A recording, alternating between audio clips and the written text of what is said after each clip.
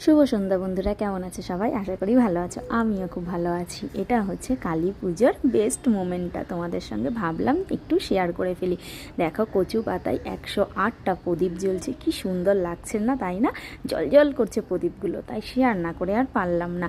তো এটা হচ্ছে আমার কালী পুজোর রাতটা। দিওয়ালিটা তোমাদের কেমন কেটেছে অবশ্যই কিন্তু কমেন্টে জানিও। আমার তো ভীষণ ভালো কেটেছে, সব মিলিয়ে খুব সুন্দর আমার দিওয়ালিটা কেটেছে।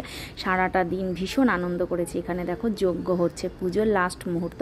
তো পুজো শেষ করে আমরা চলে এসেছি এখানে খাওয়া দাওয়া করতে। পুজোর লাইফটা তো তোমাদের সঙ্গে আমি শেয়ার করেছিলাম, ওটার লাস্ট মোমেন্টটা তোমাদের সঙ্গে একটু শেয়ার করলাম।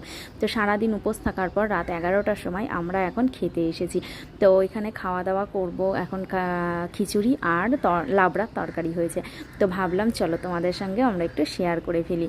মানে এত সুন্দর মোমেন্টটা, এত ভালো লাগছিল। দিওয়ালিটা আমার সত্যিই ভীষণ খুব ভালো কেটেছিল। তো এখানে দেখো বরমশাইও উপোস করেছিল, তো ওরও খিদে পেয়েছিল, খাওয়া দাওয়া শুরু করে দিয়েছে। খিচুড়িটা গরম ছিল, তাই ভাবলাম চলো তোমাদের সঙ্গে একটু শেয়ার করে নিই। এখানে দেখো আমার বান্ধবী বসে আছে, হাই করে দিল। এখানে আমার পুচকেটাও হাই করে দিল। আর ইনি হচ্ছেন আমার বাড়িয়ালির ওই দাদাটা। তো সবাই মিলে খুব আনন্দ করে আমরা খাওয়া দাওয়া করেছি। তোমাদের কেমন কাটলো অবশ্যই কিন্তু কমেন্টে জানিও।